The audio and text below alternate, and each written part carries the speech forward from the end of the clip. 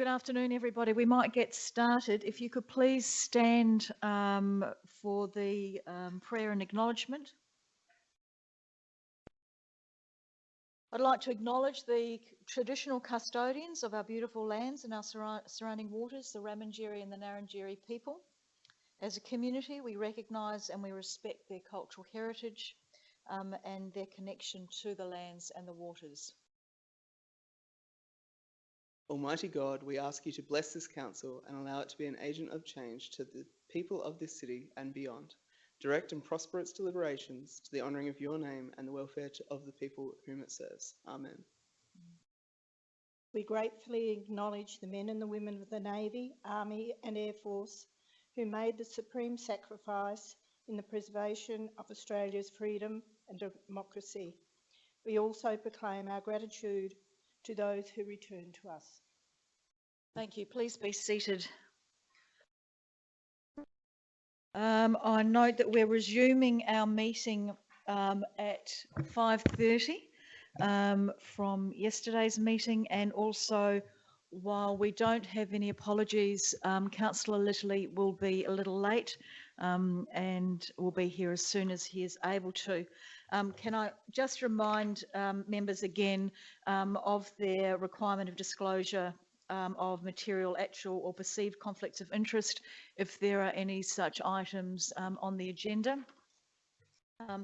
And following on from last night's meeting, so that we don't go on too late, I will be really clear in that after the debate has closed, there will be no questions and no further debate. So please get all of your questions in and anything that you want to say prior to the mover actually wrapping up that debate. We were on 12.7. We carried the motion that Council receive and note the Junior Scooter Park Community Consultation Report, and the motion that was also up there that Council proceed to public consultation guided by Attachment A to inform the development of the Junior Scooter Park was amended to also have, with the inclusion of the construction of the project in the 2021-22 annual business plan and budget, and that was lost. Before we move on to the next item, did anybody want to have an alternative motion to that motion that was lost? Councillor Kemp, you have a motion?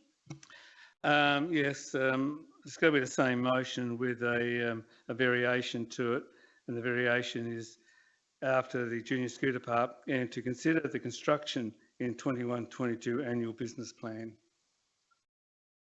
So the motion will read, the Council proceeding to public consultation guided by Attachment A to inform the development of the Junior Scooter Park and to consider the construction in 21-22 annual business plan and assessment management plan. Okay, so the one that was lost was with the inclusion of the construction in the 2021-22 business plan, and you want to just change that to consider the construction. We still keeps it within the discussions of the annual business plan and the asset management plan. Sure. Do I have a seconder for that? Councillor Robertson?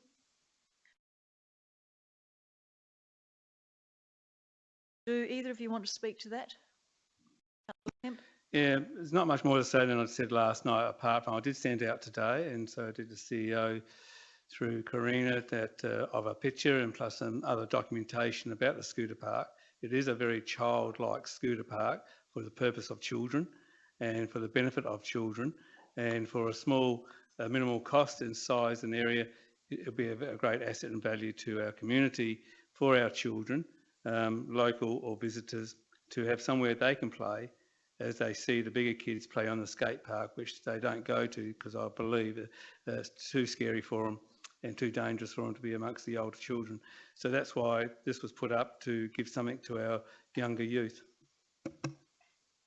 Thank you, Councillor Kemp. Councillor Robertson, did you want to speak to that? Does anybody want to speak to that motion? If not, I will put it to the chamber. All those in favour? And those against? That's a tied vote.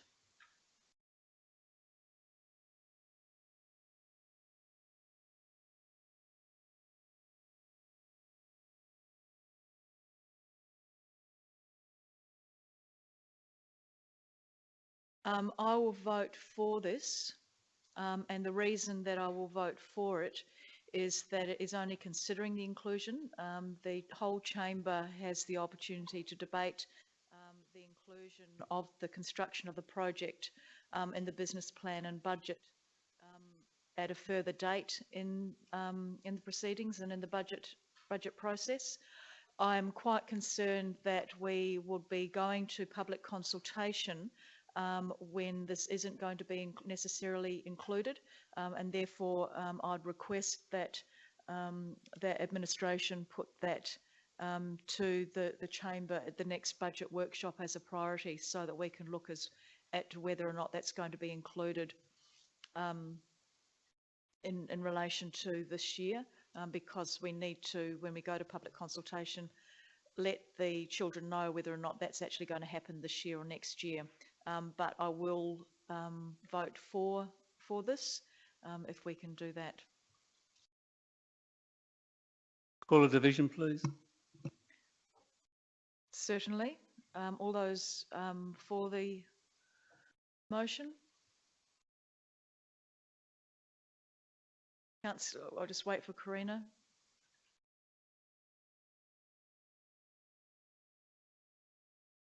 Councillor Kemp.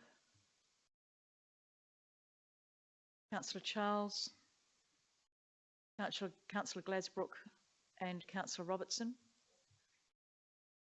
And against, and myself.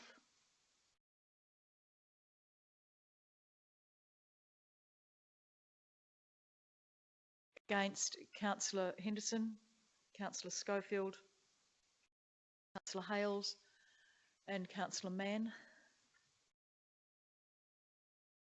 It's carried with the vote of the chair. Can you ensure that that comes up, that discussion?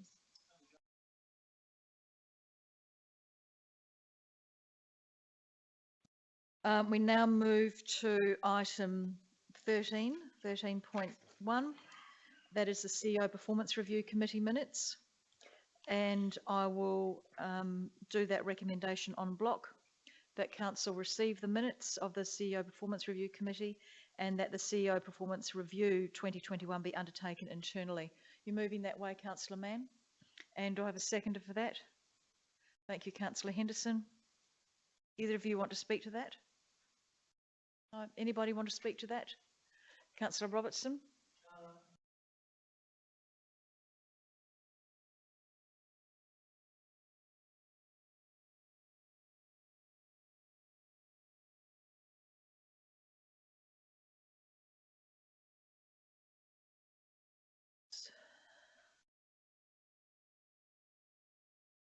I can't recall what they are.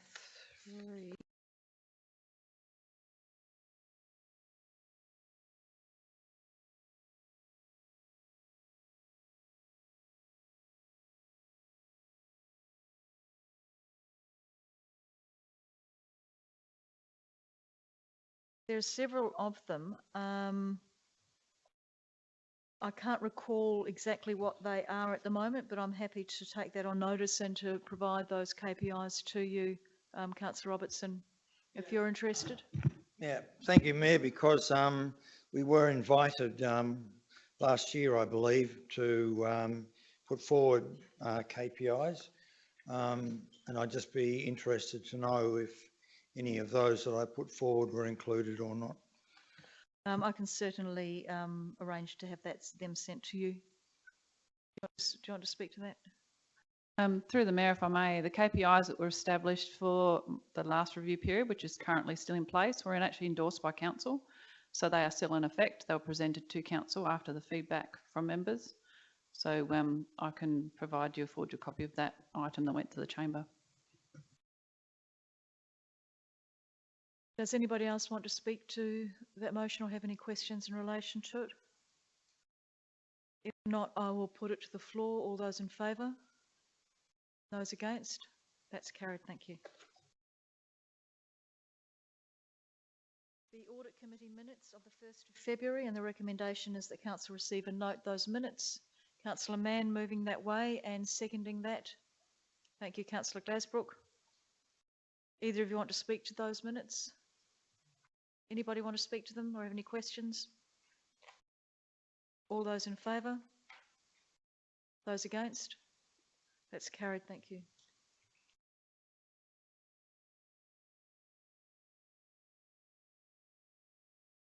The City Activation and Strategic Planning Advisory Committee minutes from the 8th of February. The first recommendation is that Council receive and note the minutes as presented in attachment A, moved by Councillor Robertson and seconded by Councillor Hales.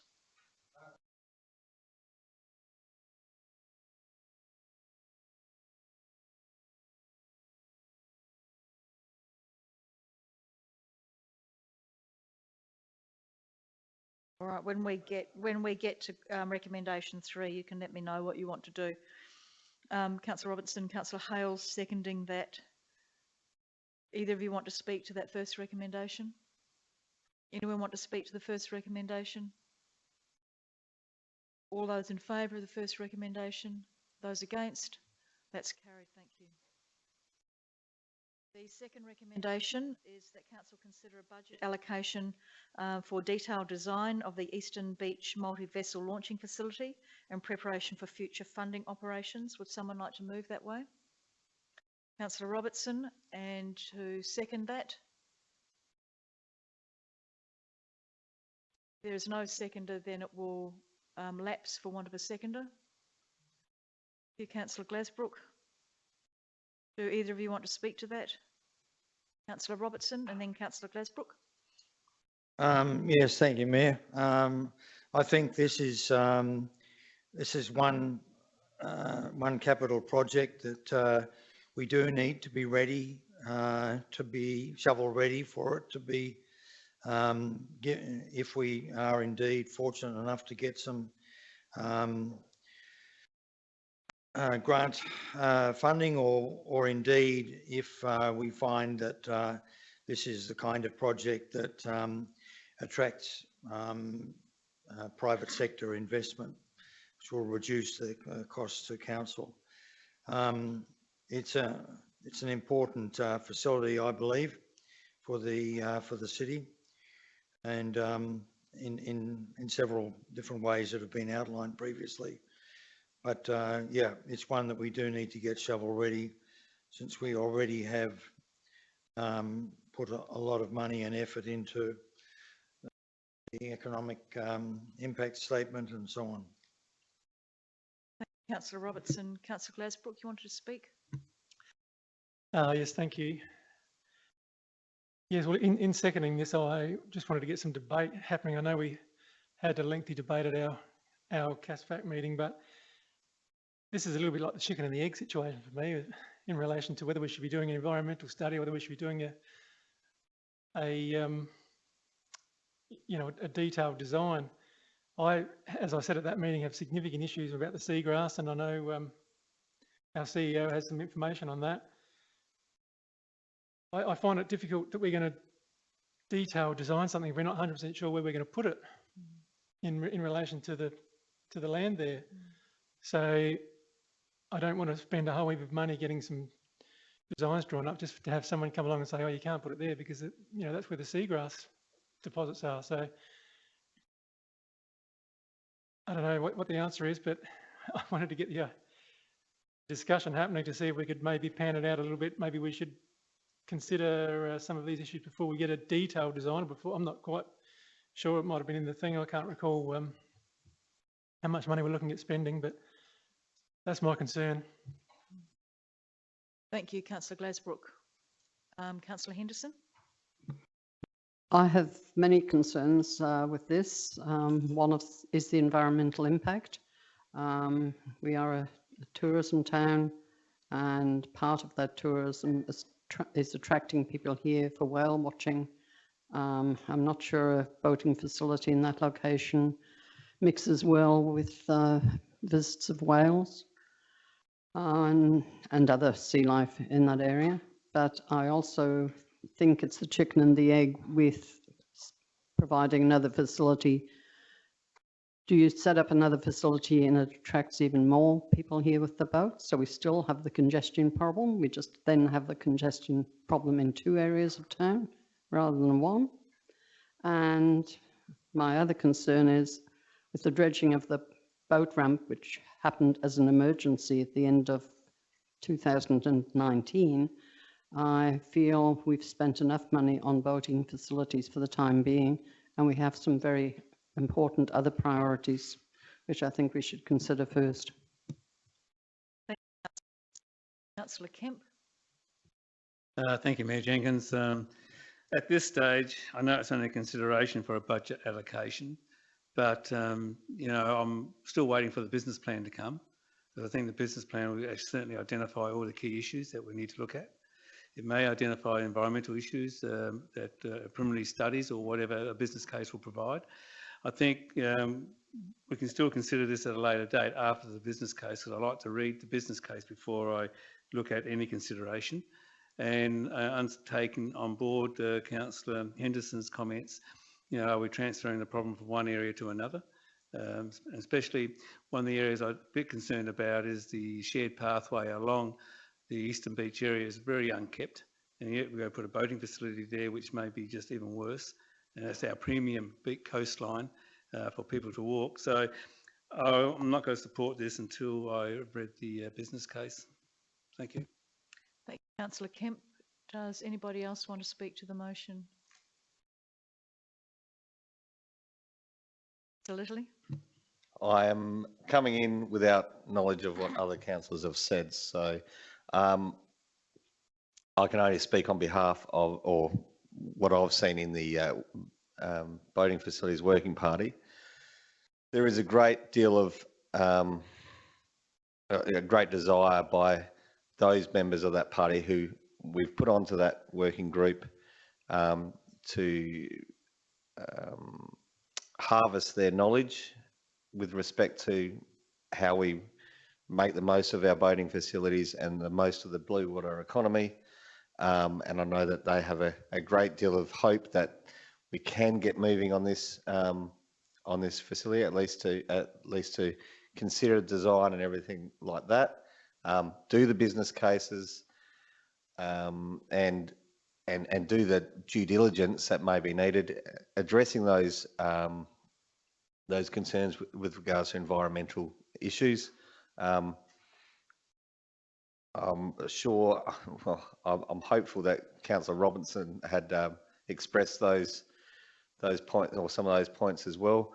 I will support this. I understand that I've missed the comments from other councillors and I can't take those on board. I'll be happy to have a chat with you after the meeting to see what you had said in respect to this, but I hope that we can support this, and if it doesn't get up, I'm sure it will come back time and time again. It's a facility that is desired and I think we need. Thank you, Councillor Littley. Are there any further comments, questions? Councillor Robertson, would you like to close the debate? Yes, thank you, Mayor. Councillor Littley has just detailed a couple of issues I was going to raise in closing. The other one is just to highlight that, we are about to spend, or proposal to spend, a lot of money on basketball facilities. It's the recreational group that is the largest single group in Victor is the recreational fishing community and recreational boating, and they contribute to the costs of whatever's put in front of them. We take a surplus from the boat launching fees, and yes, indeed, we would expect that there'll be more boats down here, but I think we, like a lot of other facilities we have in the middle of town, that's in a very confined area, that we should be clever enough to know how to design those for the minimal environmental impact and also maximise the economic benefit to the community. Thank you, Councillor Robertson. That closes the debate. I'll put that motion to the floor. All those in favour? And those against? That motion is lost. Can I call a Linda? division, please? We can. All those in favour? Can you stand? Just wait for Karina to get.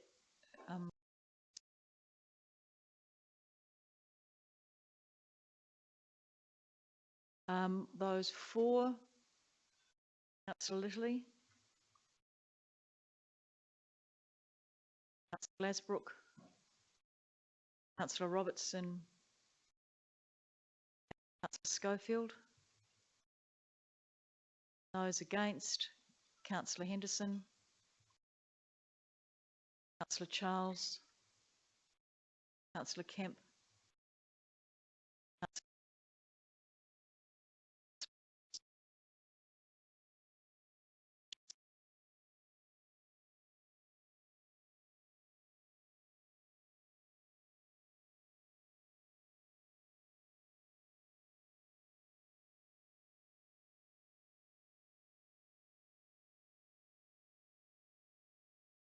Now move to recommendation 3, Newland Memorial Uniting Church.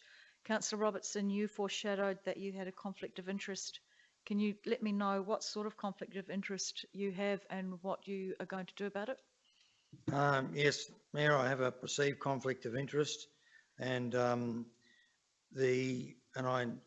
propose to deal with it by staying in the chamber but not participating in the debate or voting.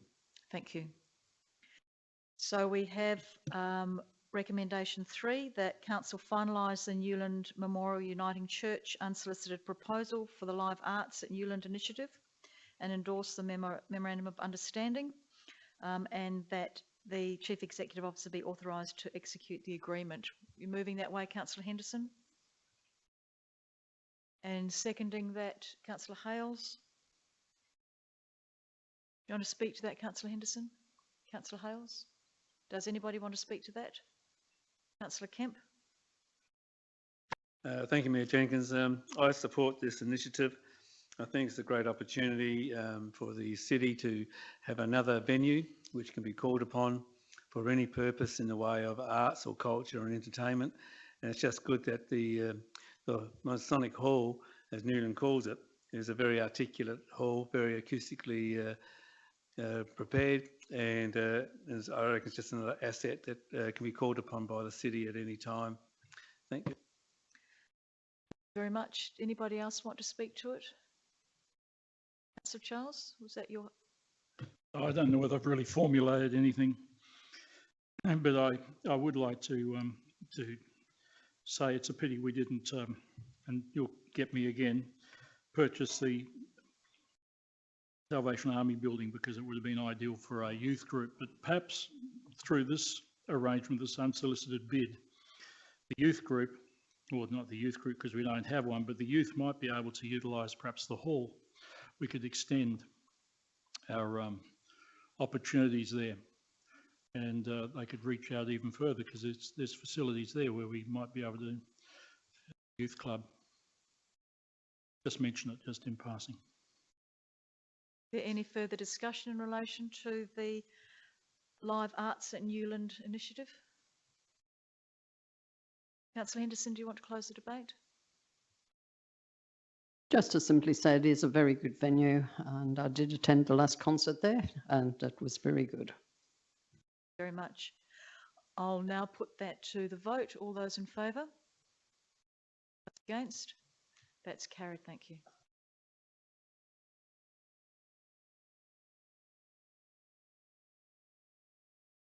We now move to the subsidiaries and representative reports, and the recommendations that Council receive and note the representative reports for February 2021, moved by Councillor Hales and seconded by Councillor Schofield.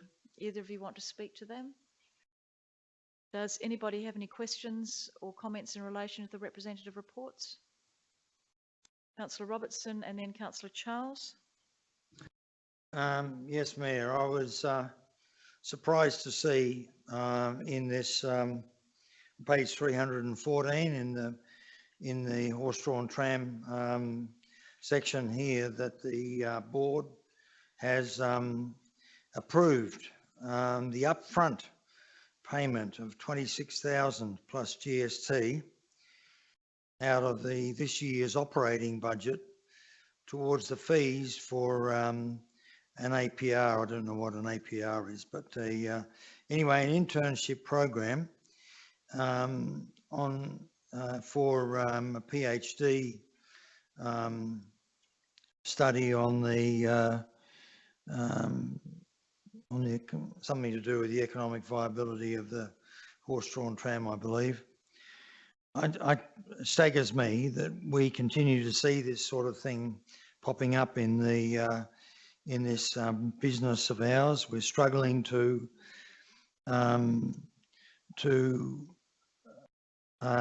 get a grip on the costs to the community of the horse-drawn tram, and that they think that it's okay to spend out of their operating budget $26,000 on a PhD study. To me, beggars belief.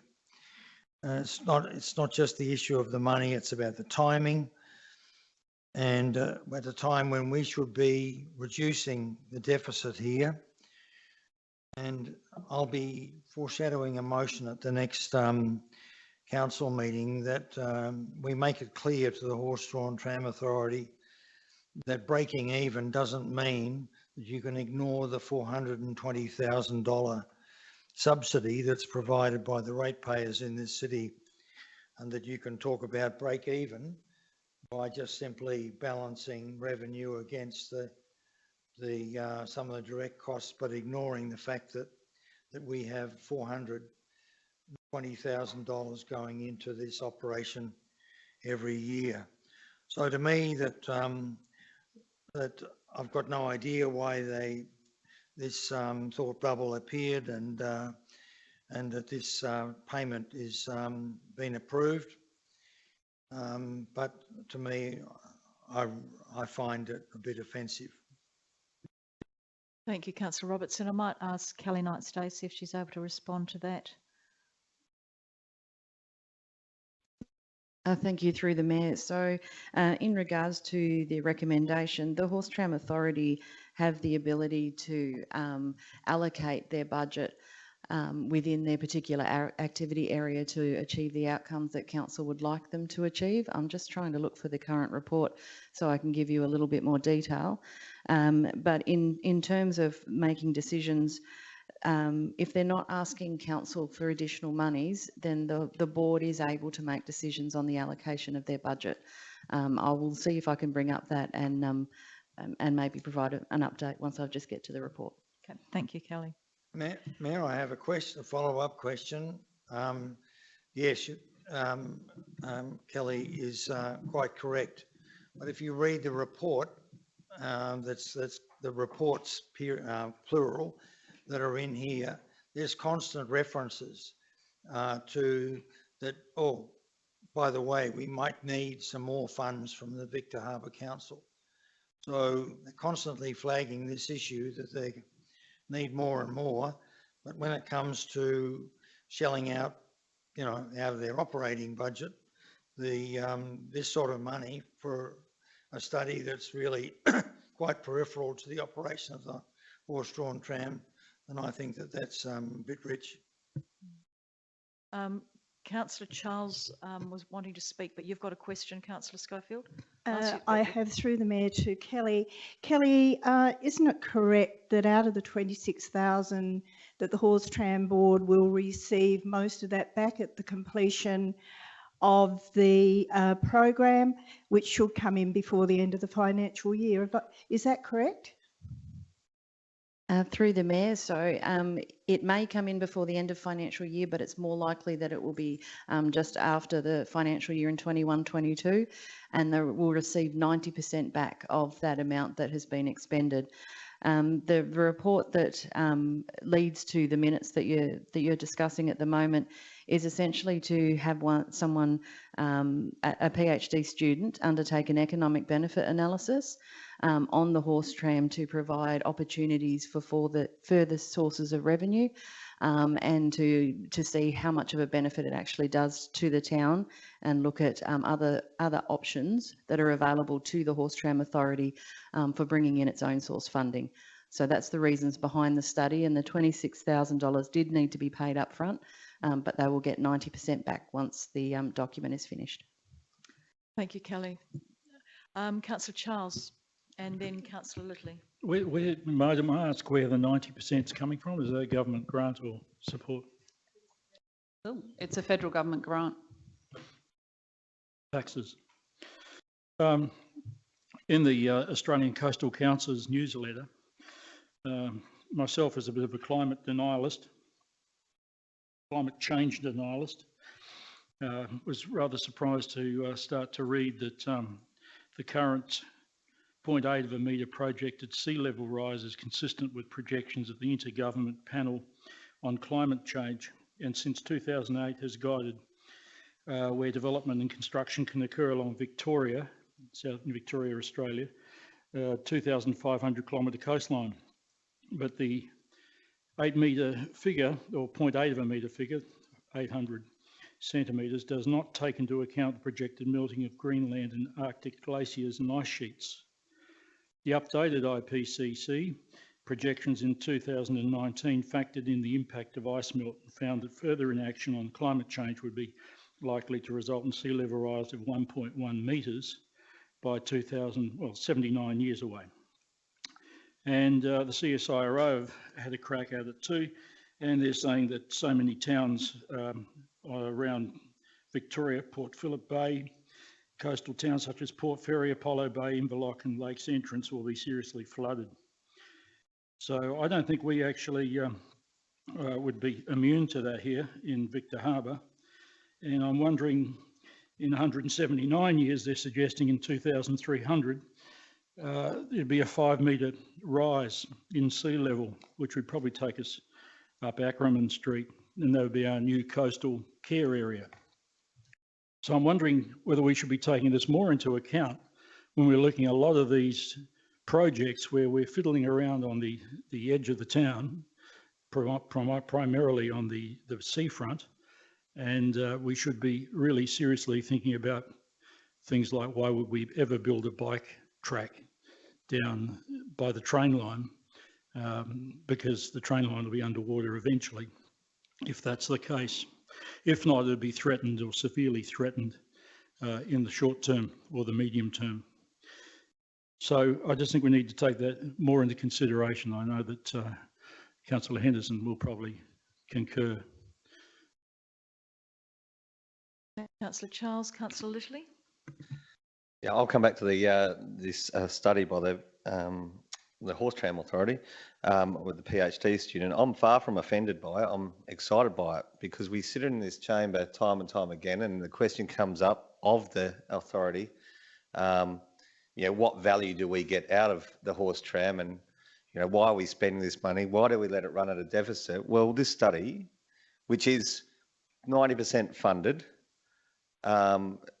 attracting government funding, which is our taxes, which we all pay taxes, and it all goes into the pool, and we get some of that back. This study will show us what the economic benefit is to the town, what the reach that horse tram facility has in this town, and it might quantify then why it is that we sometimes have to take that hit and invest in it. And I know that it comes back time and time again, asking for money. Well, this is the structure, the framework. These sorts of studies, you don't get anywhere without having some knowledge about what your service is doing.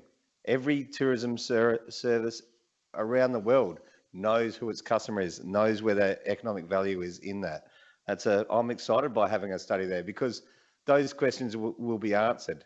And then we can make real decisions on whether it's worthwhile investing in our horse tram and things like that. So I'm pretty excited by it. So I reckon it's great that we're seeing it in this report. Councillor Littley, are there any further questions or comments in relation to the receiving and noting the representative reports? Councillor Hales, you've got a question, Councillor Charles? I suppose I've done my dash, have I? You have, but if you've got a question. No, I won't be able to turn it into a question. Thanks very much. Okay. Councillor Hales, did you want to close debate? No. In that case, I put the recommendation to the floor. All those in favour? Those against?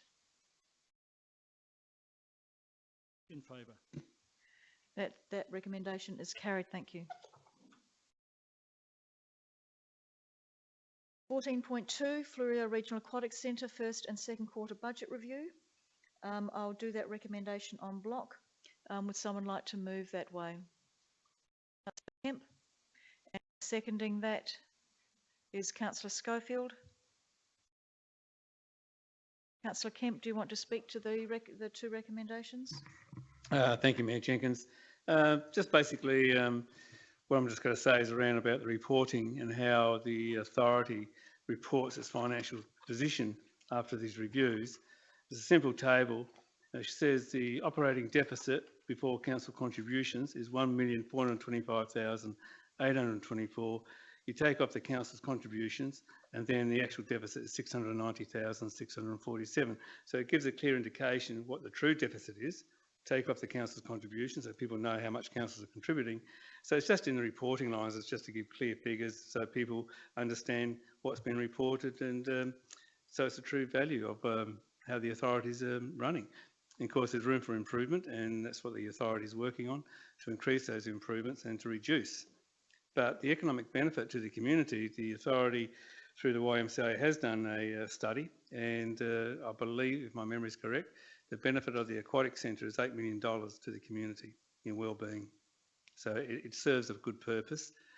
Yes, it is a high deficit, but the authority realises that and are looking at ways to reduce that to the council to lessen their contributions. Thank you, Councillor Kemp. Councillor Schofield, did you want to speak to the motion? No. Does anybody want to speak to the motion? As I put the recommendations en bloc to the floor. All those in favour? Those against? It's carried. Thank you. The 14.3 Victor Harbour Horse Tram Authority 2021 December budget review, and the recommendation is that council receive and note the budget review report. Would someone like to move that way? Thank you, Councillor Littley. And seconding that, thank you, Councillor Henderson. Do you want to speak to that, Councillor Littley? Reserved for closing. Councillor Henderson? No. Does anybody want to speak to that? Councillor Robertson and then Councillor Kemp. Yes, thank you, Mayor. Yeah, this is one here where I would like to see this authority and this operation start to focus on the things they're supposed to be producing with the resources that they have on hand, whether that be board members who are supposed to be expert in this, that and the other thing, or whether they be the resources that we're paying for.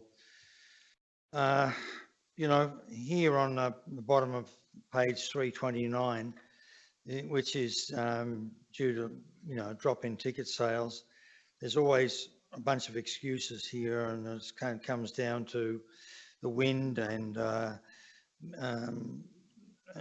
so on. And I get it, you know, the horse-drawn tram doesn't has to stop when the causeway is closed. I believe that's not as much as it's made out to be. I would like to see that this operation uses all the resources to its fullest extent. I noticed that for a considerable time over this past holiday period, we've only had one tram working. We've got two in operational. We've got 6 or 7 horses, or at least enough to be able to run 2 trams. We keep on putting the trams on between 10 and 3, and what we've had huge numbers of visitors down here. And then at the top of page 330, there's the highlight there that the budget review shows there may be additional contributions required from council subject to ticket sales, causeway closures, with requirements in the next budget review. We're supposed to have all the resources on hand.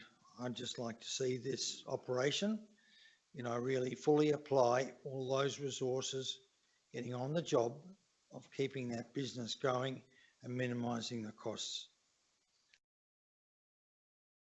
Thank you, Councillor Robertson. I am aware that during COVID, they've only been able to have half the number of people in the trams that they normally do. And also because of the state of the causeway, whenever winds are high, the tram's not able to go. Hopefully the new causeway, when that goes ahead, will address a number of those issues, and hopefully the new normal with COVID will settle things down a bit. Councillor Kemp. Sorry, if I might, Mayor, yes, I know that was an additional factor which I forgot to mention, that they had to have social distancing on the trams. But my point is, if you've got the trams, and you've got the staff, and you've got the horses, why only one tram is operating? And that's for far too long over this past summer period. We've only had one tram, and it only operates between 10 and 3. I mean, I don't think we're addressing the issue. It's in summer. Years ago, we used to have trams running until 7 o'clock at night in the middle of summer. And so, I just come back to the issue that we've pushed all these resources out there, and what's the job of the horse-drawn tram is to promote the city, pick up every possible passenger they can. So, yep. Robertson. Councillor Kemp. Thank you, Mayor Jenkins. Reading the report from the manager, Ms Meg Wibley, she talks about the December budget review 2021 has provided an attachment A to this document, but there's no report attached to Meg Wibley's document, so I'm not quite sure we can accept this report because it's inclusive, because all the information is not provided. I guess what's missing is the financial statements or something along those lines, which comes with a review. Thank you, Councillor Kemp. I'm sure that we can arrange for those financial statements to be sent to you and elected members if you'd like them. Oh, true, but I think technically speaking, unless it's here in the chamber for adoption, we can't accept it unless it's fully available. Yeah. The recommendation is to accept the review report. If you would like copies of the financial statements to accompany that, then they can be provided at a later time. Councillor Schofield, you wanted to speak? Thank you. In reply, and at our last meeting, I think I did actually go through one of the reasons why we're only at the moment operating with one tram. As I mentioned once before, 2 trams come out every day. Quite often the first tram at 10 o'clock leaves the terminal with no passengers. You are paying for 3 staff per tram. If you would like the Horse Tram Authority to run 2 trams 7 days a week, then increase the amount of money to allow for 6 staff members to be on duty for those 7 days from 9 o'clock in the morning until 5 o'clock at night. If you would like to run 2 trams a day, consider that in your next budget. You have asked the Horse Tram Authority Board and their manager to consider every aspect of running this business properly, and that is what they're doing. You have just criticised the fact that they have gone out, got grant funding to answer a question that you all ask, and that is, what is the purpose of the horse tram? What does that do for Victor Harbour? So they've gone out to do that at very little expense.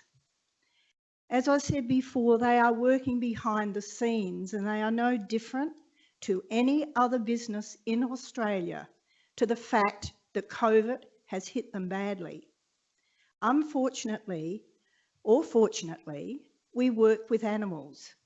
You can't just close the door at 5 o'clock at night and walk away and come back 2 or 3 weeks later when the causeway is open and expect the animals to be fit and healthy. So I think, and I've said it before, please show them a little bit of respect. They're trying to do what you're asking. I've mentioned before why they are running behind. And within the merchandise area over a 6-month period, we ran for 68 days because of wind and weather. 68 days out of 6 months. The tram would have run a little bit more, and I'll get the figures for you. But you cannot expect to bring in an income. You cannot expect to sell tickets for people who are not sitting waiting to get on a tram. The staff are there as soon as they realise that there's a second tram can be utilised, they will pull that second tram out, and the staff are actually rostered to do that. So please, again, I'm asking you to show them some consideration. Thank you, Councillor Schofield. Is there any further discussion? Councillor Charles? That was very well spoken, Councillor Henderson. Sorry. Why is it? Oh, Schofield at the other end. And also to you, Councillor Robertson. It's good to see the passion that we've got here either way. And it is tricky, of course. Your points you've made there, Councillor Schofield, are excellent. And so also you're keeping an eye on everything, Councillor Robertson. I think we're all just expecting a little bit too much in some respects, and we are probably overlooking the COVID side of things. I believe that the research that's going to be done with taxpayers' money is probably already being done. We're relying on one person to do a very good job, a student. I'm sure they will, because they're going to do a PhD, so they must be good, we assume. But I recall asking a member of the, or the lady who spoke to us here from the Tourist Information Centre, and she said the big attractions for Victor Harbour or the Fluorio were the Cube and the, of all things, the tuna pen. Didn't mention anything about the, and I think they've got some statistics there, to be honest. But nevertheless, I guess we keep on trying, and we keep trying to reinvent some wheels, don't we? Back in what did you send me today, Councillor Glasbrook, 1985, people were complaining on the front page of the paper, and Ian Quigley at the time, a businessman, that the horse-drawn tram was going to cost us $280,000. I think that was when the council took it over from the private operator again. Anyway, well done to both of you. Let's have more debate like that. It's good. Is there any further debate or questions? Councillor Littley, do you want to close the debate? Yeah, well, I appreciate Councillor Charles' acknowledgement of the passion shown by my fellow councillors. I can't agree with you, Councillor Robertson, that it's a bunch of excuses. These things are directives from departmental things. You can't go against a directive to close down operate across a unsafe structure. That's just the way it is. And as Councillor Schofield explained, 68 days in 6 months of being able to operate under those conditions. So, yeah, I agree with you. They should be looking at every opportunity, but what are we going to do? Put road tyres on the tram? Run it down Main Street to pick up more? We're restricted to that section of track, to that area, or the horse tram is restricted to that.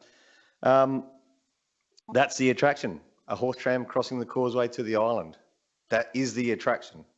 That's what the study will show, is drawing people in. That's why people go down to the foreshore. That's why people know about Oceanic Victor and the tuna pen. They come to see the horse tram and other things in Victor Harbour, that is. Certainly there's a number of tourist attractions on the periphery of Victor Harbour, but that's the main thing. It's on all the postcards, it's on everything. It's why we've got a debate about the causeway, whether whether it goes or stays. That's the historic element, that's the attraction. The Horse Tram Authority is looking at other ways to keep funding coming. In this report here, you can see that they've picked up $5,500 a month for monitoring the weather, the very thing that's shutting them down. They've made some money out of that. We've been told in the past that there's work being undertaken to upgrade trams, which is an expense that you don't see because they're doing it, they're upskilling. So in future, repairing those trams and getting them up to speed, we now have people with the skills to do that because that's what's happened when they've been shut down and they haven't been able to operate that many trams at the time. I'd love to see, like you suggest, trams operating back and forth across the causeway until 7 o'clock at night, lighting up that area, keeping people entertained and keeping people invicted. If they're going over at 7 o'clock at night, it means that visitors are staying here longer. That's as simple as that. It's a reflection of how people treat Victor Harbour. They don't stay here overnight time as much as they once used to. We need to get that back again. I'm pretty happy with that. I also acknowledge Councillor Kemp that it would be good to see the financial report in it, but I can vote. I know that that's coming. Thank you, Councillor Littley. That's closed the debate. I'll now put the recommendation to the floor. All those in favour? Those against? That's carried. Thank you. The Victor Harbour Horse Tram Authority landowner consent and a letter of support.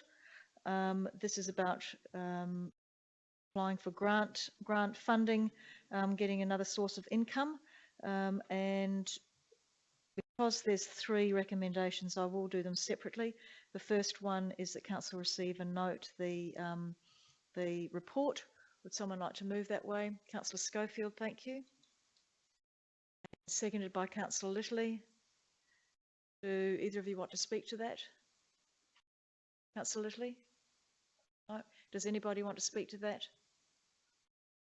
Councillor Robertson? Yes, Mayor. I would like to see that that we get some explanation of how this stable is to be used and how many stalls it has in it. We get the drawings. I've had a look at those. So at some stage, I think that'd be useful. Certainly, I can ask. Sorry, Victoria. No, you're going to say something? No. I can ask if somebody from the board would be able to come to perhaps one of our briefings. Sorry, Councillor Henderson. The designs. It sounds like Councillor Robertson, you wanted more than just the designs, which are in the absolutely. attachment. I mean, the designs are there. I've seen them, but I'd like to see exactly how it is, including the landowner can. I think that comes up later, but I'd like to see how this activity was being designed in this way. Sure, I can ask that either Meg Wibley, sorry Meg, I can ask if either Meg or somebody from the board would be able to come and talk to us at one of the briefings and answer any questions that you have in relation to the stable designs and what they envisage happening out there.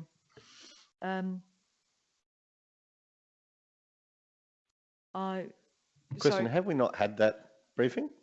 We've already had that briefing and we've had that explanation. Maybe Councillor Robinson wasn't here for that one. It was a full briefing by the board members here. I was here, correct me if I'm wrong, but I don't think we had.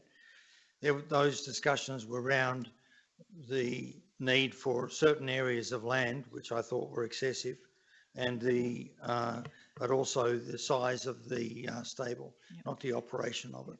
All right, if you can talk through the chair, and we are still in meeting procedures, I'll see what I can do to assist you finding out a little bit more information, Councillor Robertson.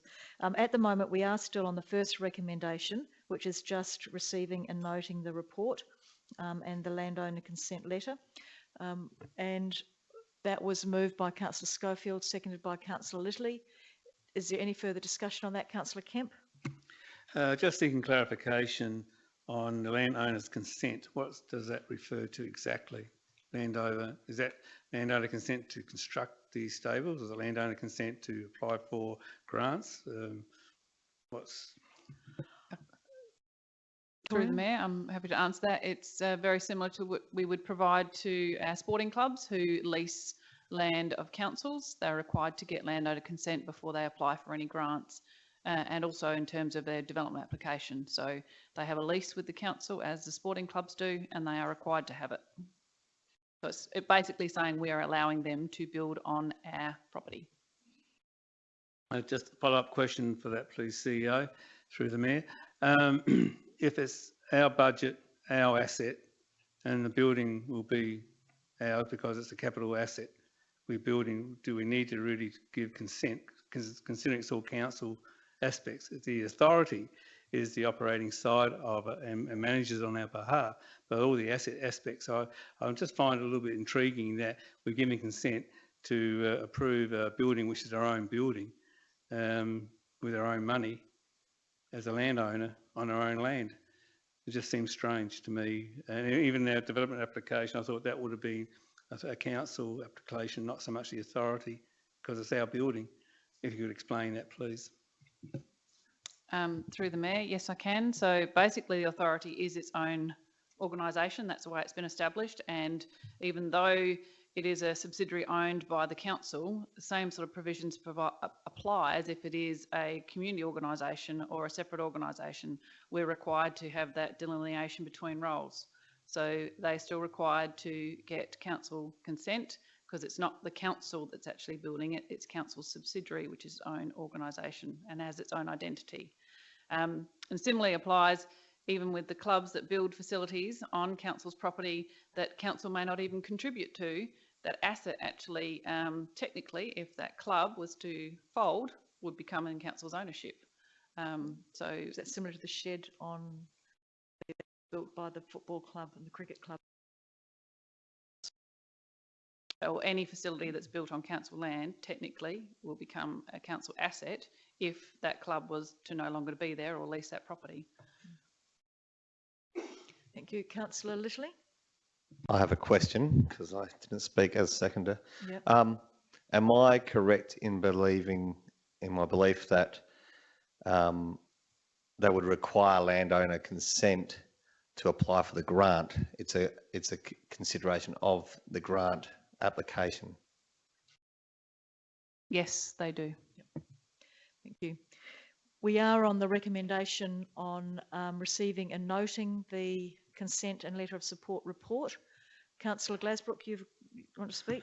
Yes, it's just a question about the report. There is mention in here of a business model. The VIP experience was removed from the budget due to not having a business model to support its bid, and the business model is being finalised, and that would be given to members prior to this meeting. Have we received that? That's on page 137, is it? I haven't. Well, I haven't read it anyway. I don't know if we received it or not, but I didn't. Perhaps Kelly can answer that one. Through the Mayor, it's still being worked on at the moment, so there is summary figures and a draft document, but they are working on that business case around that experience to go with their grant.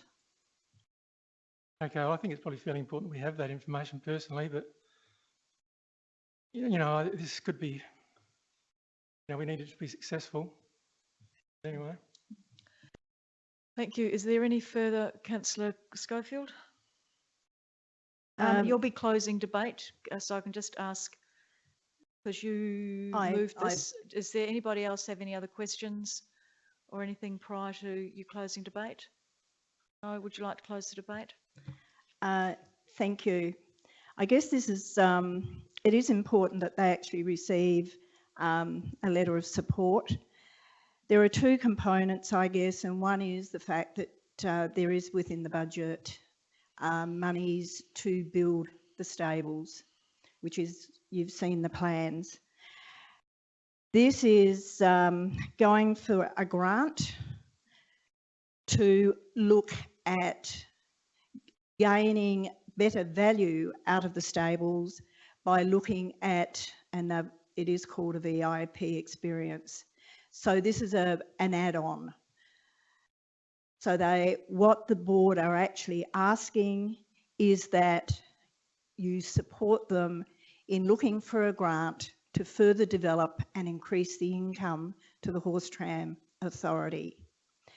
And the business case is nearly ready. It's been held up because of accountants and that. So that's it. It's just asking you to please support them in going for a grant. If they don't get the grant, then they will just be building the stable that the money's already been allocated in this year's budget for. So this is asking for support to apply for a grant to look at other avenues of bringing in income. Thank you, Councillor Schofield. I'll now go to ask floor in relation to recommendation 1, but I am also aware that a lot of the discussion has been around recommendation 2 and 3, so I'm just reminding you that we're focusing only on recommendation 1 at the moment. Would all those in favour of supporting recommendation 1? And those against? That's carried, thank you. Recommendation 2, that council approve, subject to the grant funding and development approval, the updated project design, allowing for improved visitor experience and future revenue streams, noting the net zero impact on council's capital budget. Councillor Littley moving that way. And seconding that, Councillor Henderson. Councillor Littley, do you want to speak to that? Yes, thanks. I'm supporting this. For me, this is a no-brainer. We've got our authority looking to build on or bring in an experience in a facility that they're going to have built anyway using our funds. They're looking for grant funding to make that a reality. I'm aware of other operations which work around equine therapy, equine welfare, bringing people in, bringing in clients, if you like, to give them that experience of being close to them. You could also look at things like Monarto Zoo, building on the experience. Obviously, people are attracted to African animals and everything like that, so it's a much brighter, bigger, more attractive proposition perhaps. But there's an element of our community out there and visitors who want this sort of visitor experience. I raise the fact that these other operations run and they make money out of it. They're working to stay afloat with donations. So they have to work to get their horses. We've got the horses, we've got the attraction already. Let's capitalise on it. So I think that the idea of going out after a visitor experience and trying to build it up with grant funding, again, not an impost on council. All it takes is us to support that idea, support them in their venture or their endeavours to bring in some more revenue for the council and for that tram authority, so they can stand on their own 2 feet and not be as reliant on council. So I think it's a really positive thing and we should be supporting it. I hope you do. Thank you, Councillor Littley. Councillor Henderson, did you want to speak to this? Yes, thank you, Mayor. I support everything that Councillor Littley has said. Having a qualification in tourism and having acted as a volunteer guide at our open range zoo for 10 years, I can tell you that behind the scenes tours, behind the scenes visits, getting up close and personal with any animals and seeing what goes on behind the scenes to produce that tourism attraction will bring in as much income as riding on the horse tram across the causeway will do. Thank you, Councillor Henderson. Does Councillor Charles? Also to bring to light the welfare and the security of the horses. Currently, they have a pretty lousy setup and have had for a long time. Depending on the weather, it can be pleasant there, but most of the time it's probably not. No doubt it'll attract some volunteers to be around the horses. That'll improve the security, and of course we've got this VIP experience, which I imagine is grooming of the horses, doing hoofs and whatever else, and taking the opportunity to flog some more memorabilia. So I look at it from that aspect.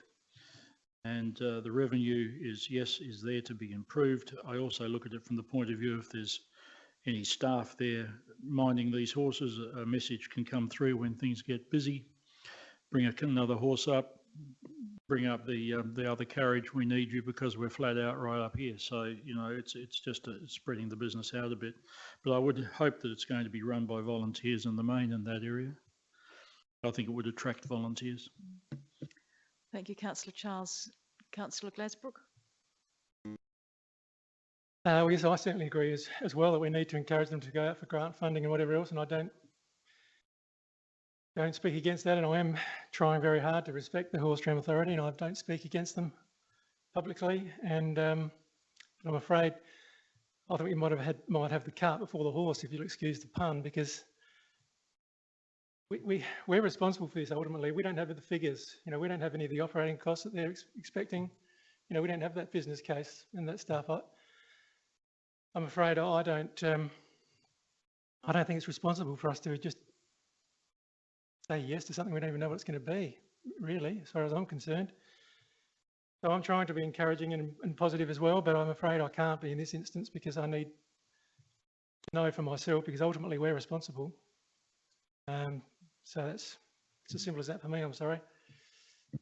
Thank you, Councillor Glasbrook. I might just ask Kelly to respond to some of your concerns. Thank you, through the Mayor. It would have been great to have actually brought the business case to Council prior to requesting the letter of support. The timing of that is an issue. So this was the Council meeting where we needed to gain that letter of support and approval for the design in order to meet the grant application requirements. But the preliminary figures that I have been provided, just to give you a little bit of information in that regards, show that they're expecting, in being very conservative, revenues somewhere in between the vicinity of 150 to sort of $500,000 a year in terms of revenue. Obviously, there's expenses off of that, but the preliminary figures look at a net income of between $25,000 to around $200,000 a year over 5 years once it's up and running and established. In terms of the grant application, it won't, if the business case that is submitted with the grant application isn't viable, it's extremely unlikely that they would get grant funding anyway. So there is that extra level of comfort for council in that the business case needs to be viable for grant funding to actually be successful. So I don't know if that helps, but that's a bit more information. Thank you, Kelly. Councillor Robertson. Yeah, thanks, Mayor. Well, I wish them well in doing this. As listening to the debate here, applying for grants, question in the back of my mind in relation to running the business properly was what's happened to the sponsorship and the promotion that was going to be there.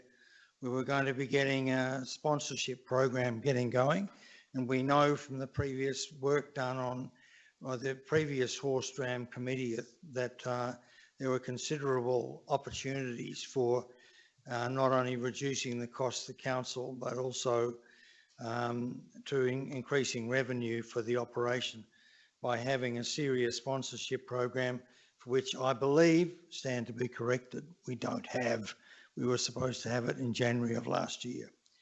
The other one on the, for sure, this, the visitor operation, sorry, the VIP experience will indeed be very dependent on the on volunteers. I'm not sure that the horse tram operation, my understanding is they're down to, from some dozen or so volunteers, they're down to a couple at present.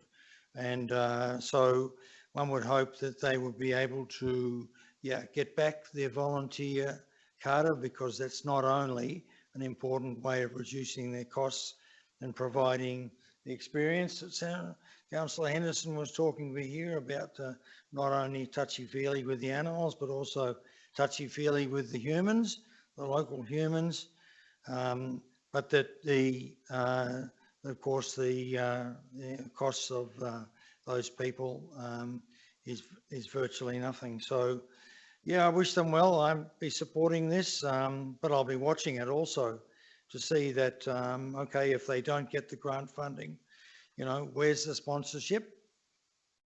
And, yep, can they get the number of volunteers up again? And maybe they might take a better approach to getting volunteers back. And yeah, I wish them well because, yeah, I do believe that that we don't have to be shelling out $420,000 out of the operating budget each year. Something way less than that is what we should be, the horse tram should be costing us. Robertson. Are there any more questions? Councillor Kemp?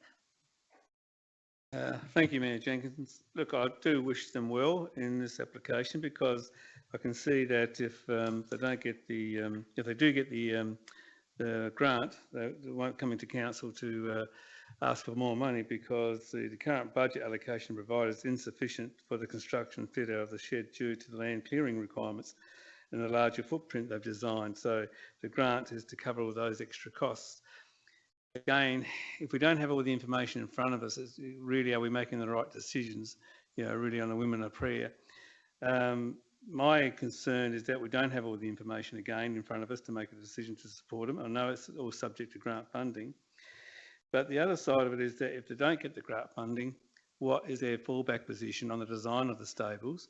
And is it going to be built within the current budget allocation, or do they want to come back to us and say, could you actually give us, you know, an extra $200,000-300,000 to build what we want to build and clear the land? So again, that's information we don't know, and maybe we wait and see. But again, it's about making informed decisions with the right information in front of us, and if that's what our governance role is as a chamber, we should stick to it. And I just think that again, it's a message back to any authority, subsidiary, you know, if you want support from councils, get your act together and get your information in on a timely manner. And I think it's only fair for our elected members to be given that information and not just rely on a report verbally from a staff member. You know, and it sounds fantastic, the figures they predict, but if that was in a business case with the right support and rationale behind it, you know, you could say, yeah, you know, I really can understand that. I really do support it, but it is subject to grant funding, the whole project, and I'm not quite sure it goes after that if they don't get it. Thank you. Is there any further commentary? If not, Councillor Littley, would you like to close the debate? Yeah, it is subject to grant funding. It's subject to a fairly rigorous grant application assessment as well, from my understanding and my participation in similar grants. This isn't just about the welfare. It was raised about the welfare of our animals. It's also the welfare of our people as well. So that comes into play with a good facility and a facility that people want to go and work at and share those experiences and grow their experiences and grow their enjoyment at their workplace. And that's something that as a council and a council entity, we should be encouraging, that people not only do a good job, they enjoy doing a good job. It was raised about the sponsorship program, and we should have seen sponsorship coming in as of January last year. Everyone is in the same boat over the past year. My understanding was that there had been some sponsorship there from Channel 10 or Channel 9. If you have a look at those news services, those media outlets, they've cut everything to the core, just like so many other businesses. I don't see too many businesses anywhere or too many operations anywhere putting their hand up to sponsor anything at the moment. Hopefully that changes, and hopefully the Tram Authority can start to tap into some of those streams as well for some more funding and another revenue. The volunteers, it was raised about volunteers and the volunteer numbers dropping off. Well, this is the type of facility that brings back volunteers. Point of order. I think Councillor Littley's off track from, because when you're closing a debate, you're closing information, not introducing new information, which I believe he is. No, I don't believe he is. I believe that volunteers have also been talked about. I think Councillor Robertson was talking about the volunteers. So I'm talking about Councillor Littley's opening statement as a motion. When he moved, he spoke to it. I don't believe he mentioned anything about these things. as closing the debate, you can't introduce any new information. However, you can address the information that the other people that have been debating around the table No, I have disagree with introduced. you. I think Well, I'm we sorry. need to look at the procedures.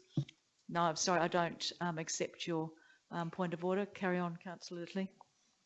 It was raised about the volunteer numbers dropping off. And I can put that down to, or suggest that can be put down to, the type of work that's carried out in the facility at the moment, or on the tram facilities. It's specific sort of work. It takes some training, which we invest in, but this sort of facility would encourage some different activities and would provide for more volunteer opportunities, I'm sure. That's all I have to say. I hope that you support the motion. Thank you, Councillor Littley. That closes the debate, and I now put recommendation 2 to the floor. All those in favour? And those against? That's carried. Thank you. Recommendation 3, that Council provide a letter of support for the associated grant submission through Building Better Regions Fund. Would someone like to move that way? Thank you, Councillor Henderson, and seconded Councillor Schofield. Do either of you want to speak to that? Does anybody want to speak to that? Councillor Glasbrook.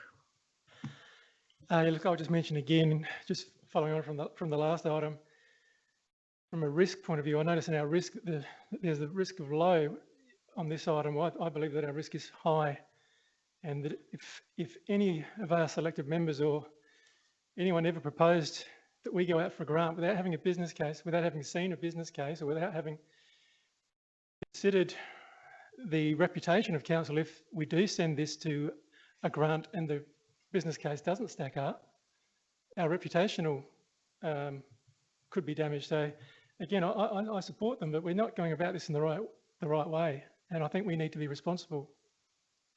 So I won't be supporting it. I do support them. I'm trying to be positive about the horse tram, but this is bad governance.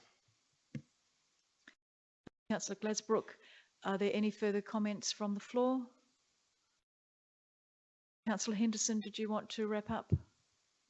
I'll then put that motion to the floor. All those in favour? Those against? That's carried. Thank you. 14.5 is the Victor Harbour Horse Tram Authority Merchandise and Office Concept Plan. I'll do those recommendations en bloc, receiving and noting the report, and the second one, that council provide landowner consent for renovations to the horse tram office as per the concept plans, subject to the 2021-22 budget adoption and development approval. Moving that way, Councillor Schofield, and seconding that, Councillor Littley. Do you want to speak to that, Councillor Schofield? Yes, thank you. This has been raised, I think, for about the last 5 years. There was originally $50,000 given for a merchandise area to be constructed down at the stables. The board, and I think it was a very good decision because of the causeway and changes around the plaza, decided to put that on hold, so that money was never spent. And they've looked at a few things to look at, as we keep saying, to increase the costs. I have quite a good report here in front of me that unfortunately didn't come through in the last horse tram report, but it's a gross margin report on the merchandise. And I really think that this is required at the moment. We have merchandise outside under a marquee. We've tried to run it inside, which is only 2 feet away from the general manager and other staff working, which isn't really good practice. At the moment, the merchandise area has some $19,000 of retail stock paid for on hand. The income up until January was $13,500, and with no outlay whatsoever. And that is being, as Councillor Littley said, run by 2 volunteers at this stage. We would be able to get more volunteers, but at this stage we can't be asking volunteers to put up a marquee each morning, pull everything out, set it up, dismantle a marquee at night and put all the merchandise away. People will come and look at volunteering for us, but when they know that the way that, and NEDRA is in the chamber at the moment, NEDRA works, they say no, they're not prepared to put up a marquee, and 2 people trying to put up a marquee, which is really a 4-person job, is really not good occupational health and safety. So the merchandise area does have, in this report shows around a $30,000, very conservative, $100 a day income, and that is a very, very conservative of $30,000 a year.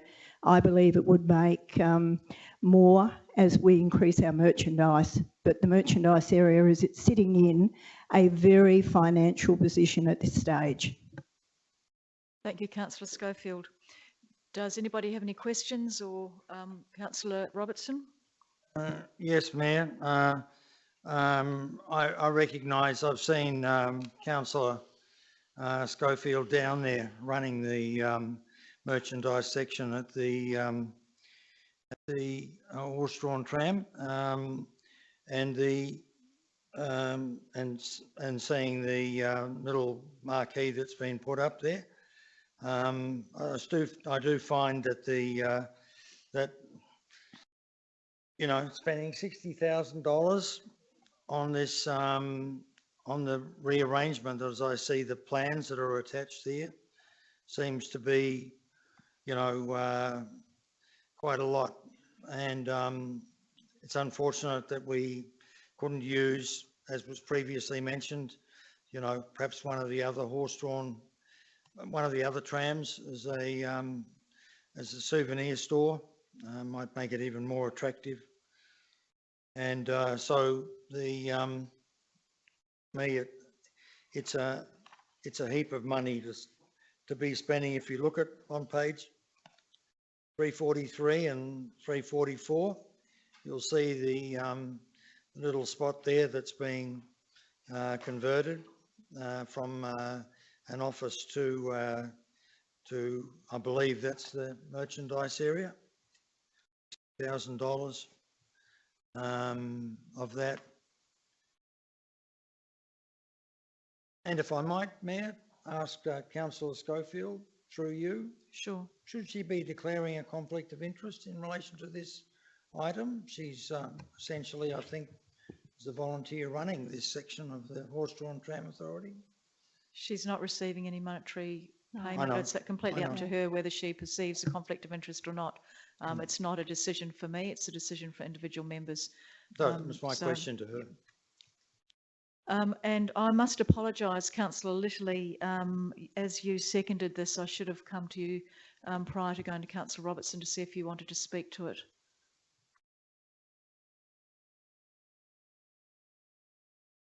No, I think that Councillor Schofield has outlined the need adequately. Thank you, and I apologise again.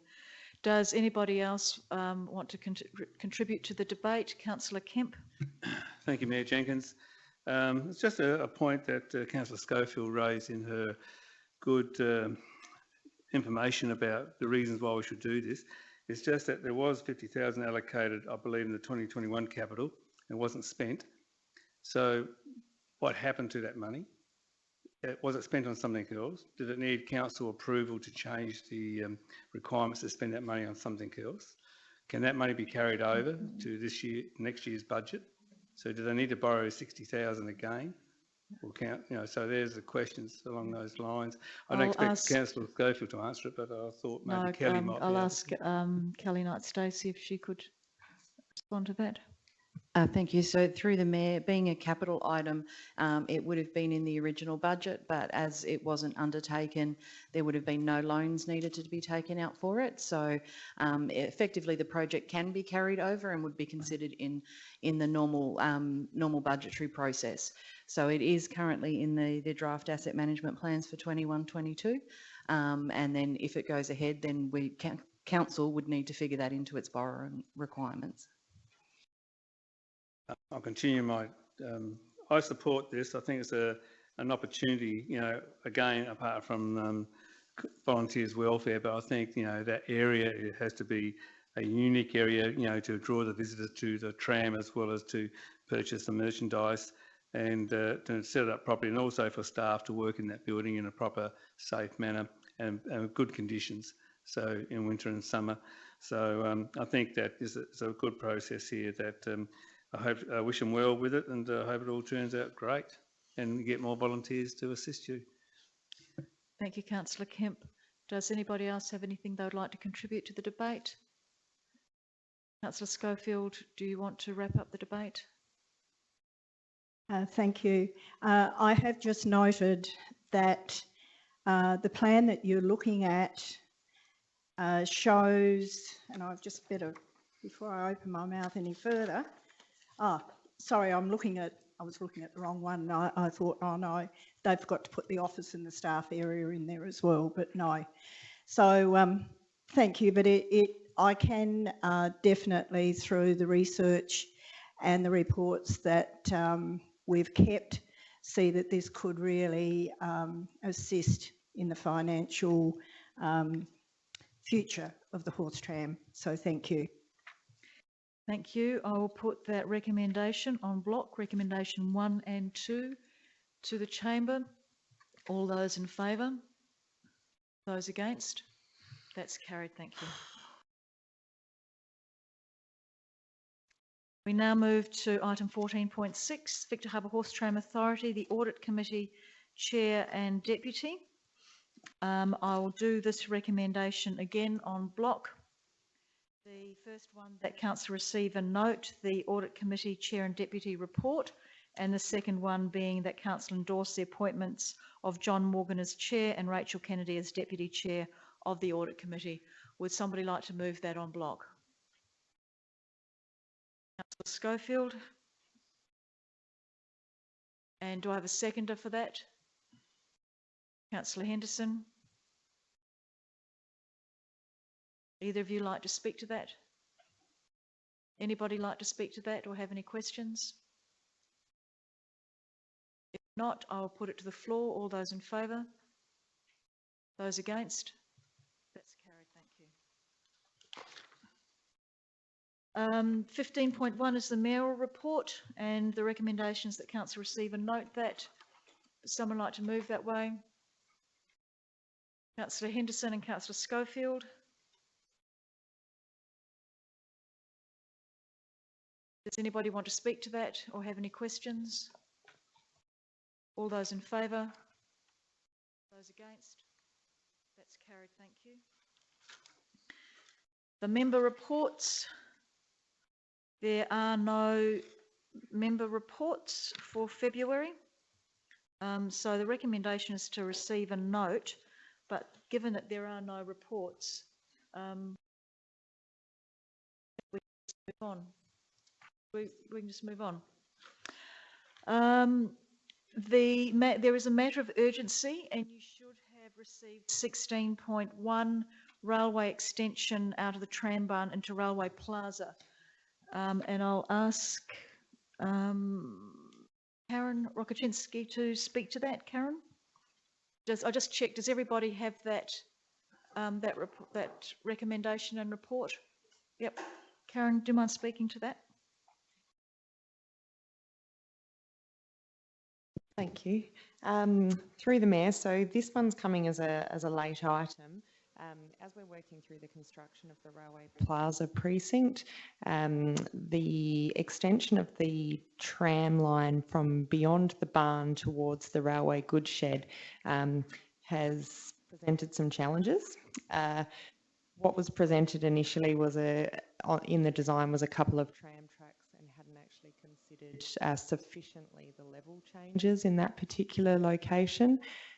So practically speaking, it's going to require, the end finish would be quite a step down. There would be retainer wall requirements and probably wasn't what was intended for that portion of the railway precinct, would present potentially trip hazards and other operational challenges.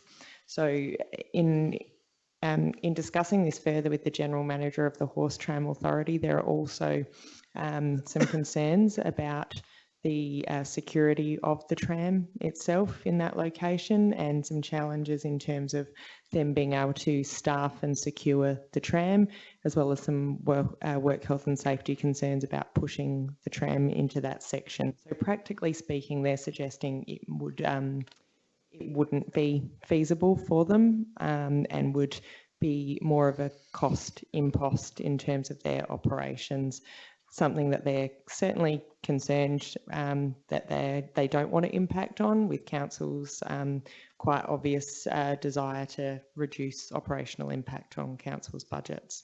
So that said, any changes, well, the changes required to make that functional would be an increase in the project, the contract cost of $150,000 at an estimate.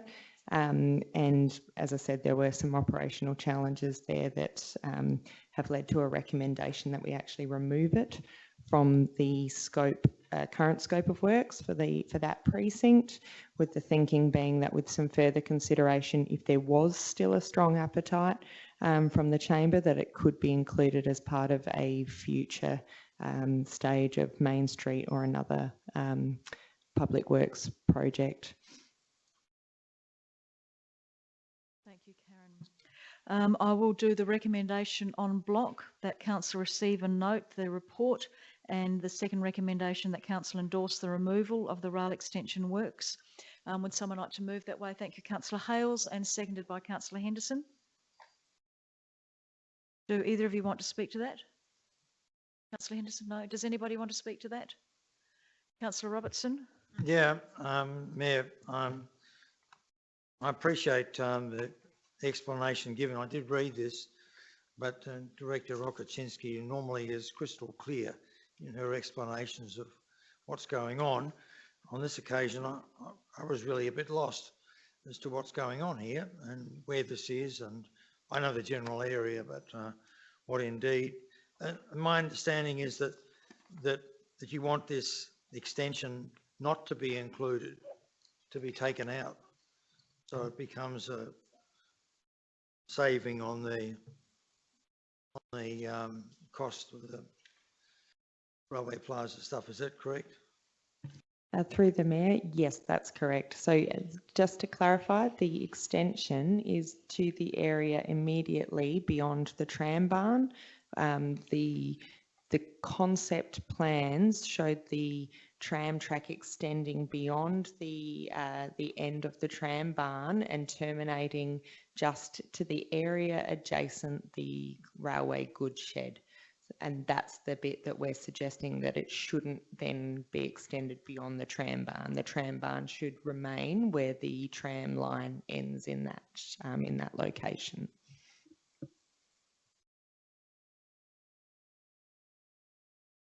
Thank you, Councillor Litterley, and then Councillor Glasbrook. I've got a question to start with, and then I'll have a comment, I think. Did the Horse Tram Authority lead this conversation about the issue of this extension of the tramway or tram line causing problems? Were they the lead on it that came to us? Yes, they drew it to our attention after being asked a few questions about operational practicalities, and that brought to light a number of operational concerns as well as these complexities to overcome in the construction. Thank you. Because my memory of this tramway extension was that it was an idea that came from this floor in our workshops that we should extend out there, and I thought it was a fantastic idea. I thought it was really good to highlight that, and I thought it would bring more attention to the tramway. But here's a really good example of the people in charge of this operation working behind the scenes and looking at things in a big picture way and saving us, I'd say, I believe it's 150,000 obviously on the work that would be required to put it in place, and something like $3,000 in additional costs, operating costs. So when we talk about what are they doing and have they got their eyes on the ball and don't drop the ball, well, here's a really good example of why they're in place and why they're making decisions and how they are working behind the scenes, and they've come to us, and theoretically they've saved us $150,000 plus a lot of heartache in designing that and egg on our face, embarrassment, so to speak, by getting part way into this project and not being able to come back. Councillor Litterley, I admire your sentiment, but we do need to keep the recommendation, the debate on what the recommendation's about. So Point taken. Thank you. thank you. Councillor Glasbrook. Yes, thank you. I support this recommendation, but I do also support the concept of this continuing out there, because I think would bring the horse tram more in the public eye. So in the future, if the opportunity arises again, I think we should keep our minds open to it. That's all I'd like to say. Thank you, Councillor Glasbrook. Councillor Kemp. Thank you, Mayor Jenkins. Yes, I believe this opportunity to extend the horse tram into the Railway Terrace Plaza area is to enhance the horse tram and to promote it and to be part of that plaza complex.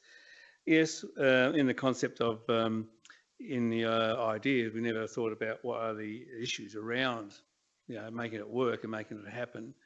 But I think if we do go ahead and lay the track, it doesn't mean the horse tram have to use it, authority, until they're ready to use it. The reason why I put that comment there is along the lines that if we decide to do it in the future, it would be a greater cost, or triple the cost of what we would do cost us now to lay down track. So do we put the track down now with the wires in that respect of it's the best time to do it for value, for money, and for future use, when that use could be or whatever. But I think if we do support this recommendation, then the future terms of councils, would have to make a decision if someone comes up with the idea again and say, let's extend it. And you talk about embarrassments, things like that, where we could make the right decision now. As I said, the Horse Tram Authority does not have to use that track, but it's there for a future reference, for a future purpose. Someone else may come along and want to put a tram or some type of wagon on there and run some type of pop-up cafe out of it, and that's an opportunity too. So all those are possibilities, but if the infrastructure's not there, then those possibilities will never happen. So it is I respect exactly what the Horse Authority is about and respect their decisions and reasons why, and I think it's fantastic they've presented their case. But from our perspective as a council, we are looking to the future as to the viability of making that area more attractive, and not necessarily for the Horse Tram Authority, but maybe for some other entrepreneur who could use that track for some other purposes. Thank you. Councillor Kemp, can I just ask you, you've said, I mean, this is $150,000, and that's what the report says. You've just said that if we do it in the future, it will be triple the cost.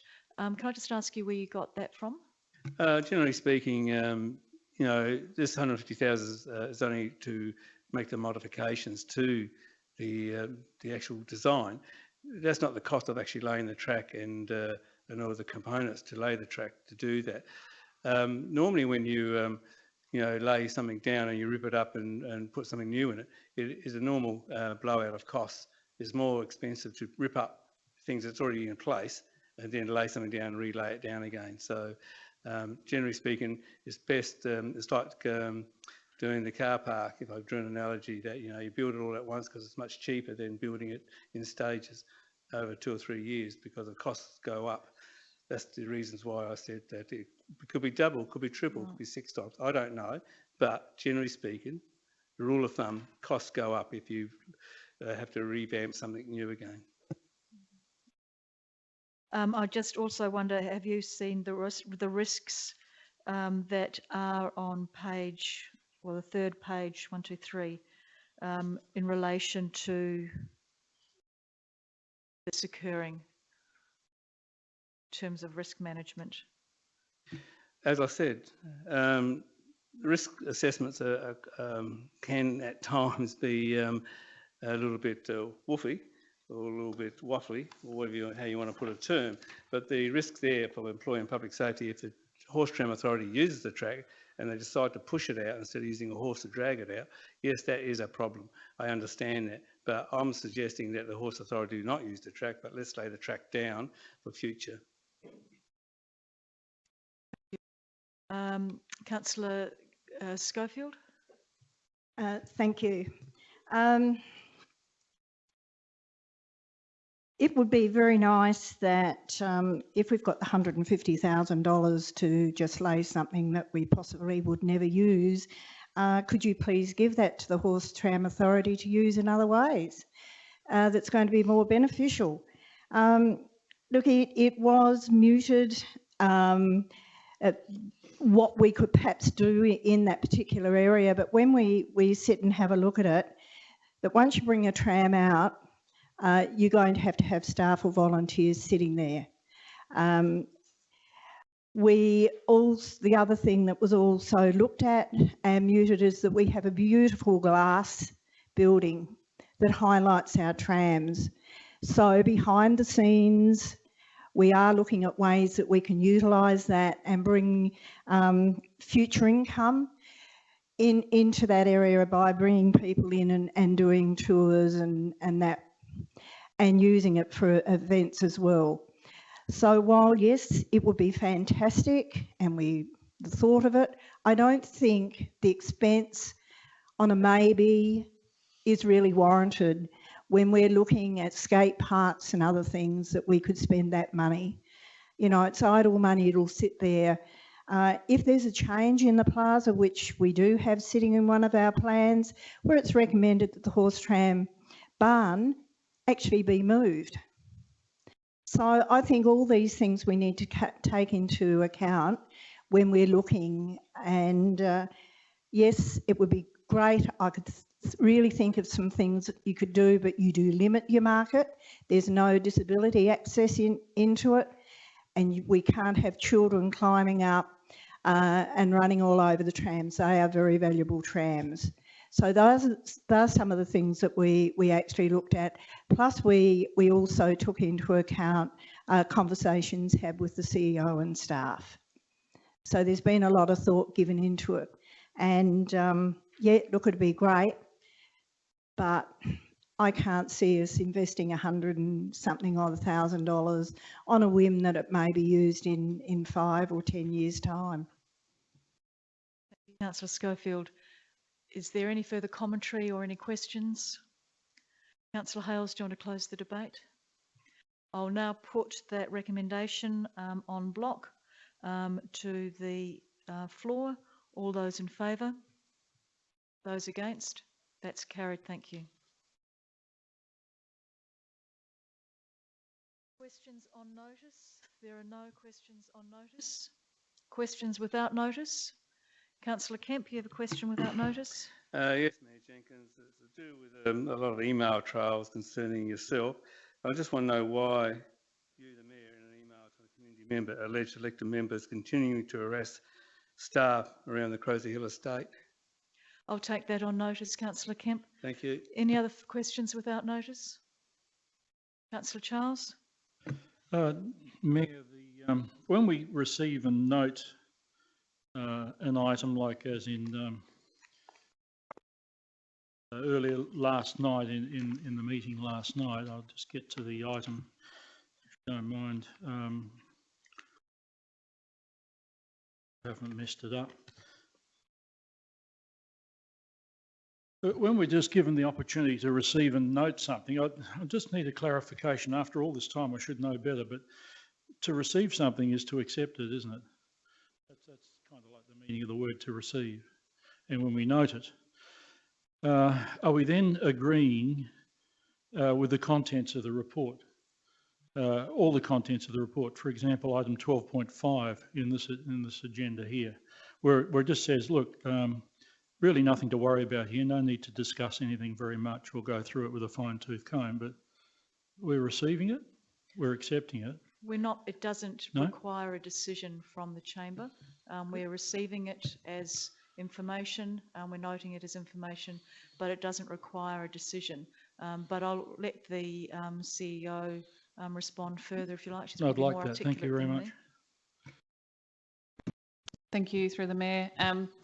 So in relation to the item you're referring to, which is 12.5, which is the feasibility study, that was a report that you commissioned as a council and you're just receiving and noting. It's not saying you're endorsing any recommendations contained therein or looking to implement it.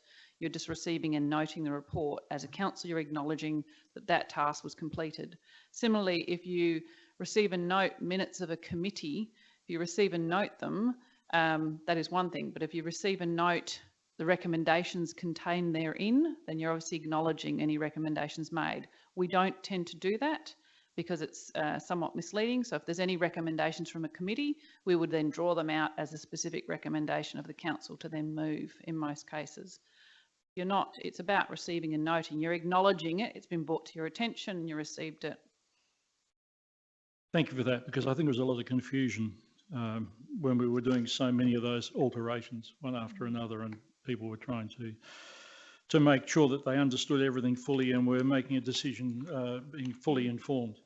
The other thing I wanted to ask about was the Dragon Boat people gave us a good deputation last night, and I understood by the diagram, and I got it wrong, was that they were going to be somewhere where the current gates are to the oval. And I thought, well, that would be great exposure for them, which is what they actually need. And I'm wondering why that site was knocked back. Surely it could be a drive through there also with their long boats, trailers and so on. Can somebody explain that for me, please? I see Councillor Littley moving in his chair. Can't wait to say something. I think it was, excuse, through the Mayor, sorry, my apologies, through the Mayor, I think it was explained at the time, there's actually some pipe work underneath that parcel of land, which didn't enable them to construct their sheds on that piece of land because of the underground facilities. I think there's either a sewer or some sort of mains water area under there. So hence the other site was identified. I can't understand. It's just that they do need exposure, and I just thought, well, if we could find somewhere else rather than inland where people are driving past, they'd be quite tickled pink to see, you know, dragon boats and what have you. A lot of people don't even know they exist unless you're on Encounter Lakes and you happen to spot them going past when you're visiting someone there if you don't live there. And then one more question, please. Mayor, this is to the Mayor. What justification do you have for ruling in favour on point of order called by Councillor Littley, who complained that I claimed to use foul language? I was claimed to foul in the chamber, particularly as my microphone was switched off. I muttered to myself and the comment was practically inaudible. Mayor Jenkins, you used the expression pissed off while speaking at a recent live stream public informal gathering. And would that indicate that you have a double standard? Your actual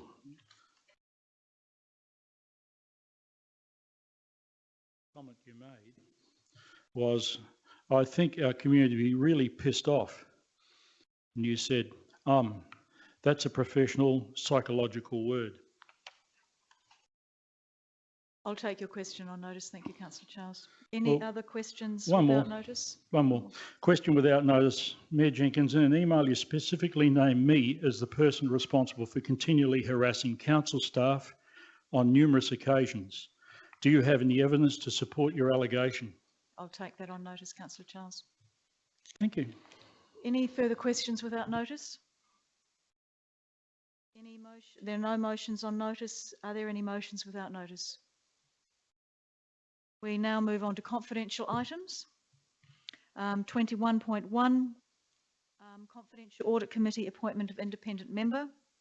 The recommendation is that pursuant to section 92 of the Local Government Act 1999, the council orders that all members of the public except the Chief Executive Officer, Victoria McCurdy, Director of Community and Development, Graham Pathouse, Director Corporate and Customer Service, Kelly Knight-Stacey, Director Environment and Infrastructure, Karen Rotochinsky, and Executive Assistant, Karina Overall, be excluded from attendance at the meeting for agenda item 21.1, confidential audit committee appointment of independent member. That council is satisfied that pursuant to section 93A of the Act, the information to be received, discussed or considered in relation to this agenda item is information the disclosure of which would involve unreasonable disclosure of information concerning the personal affairs of any person living or dead, being those considered for the independent member position of the audit committee. The council is satisfied that the principle that the meeting to be conducted in a place open to the public has been outweighed in the circumstances because the disclosure of details of the applicants for independent member position of the audit committee may lead to the possibility of court action. Someone like to move that way? Thank you, Councillor Schofield, and seconded Councillor Henderson. Is there any discussion in relation to that recommendation? Councillor Robertson? Yes, Mayor, I think there's nothing in this, to my mind, there's nothing in this that this needs to be confidential. I think that these appointments, it's good for the ratepayers to know about them. I believe once the appointments have been made and this is removed from confidence, then the ratepayers will find out about them, Councillor Robertson. Is there any further discussion on this matter? I put it to the chamber. All those in favour? And those against? That's carried. Thank you.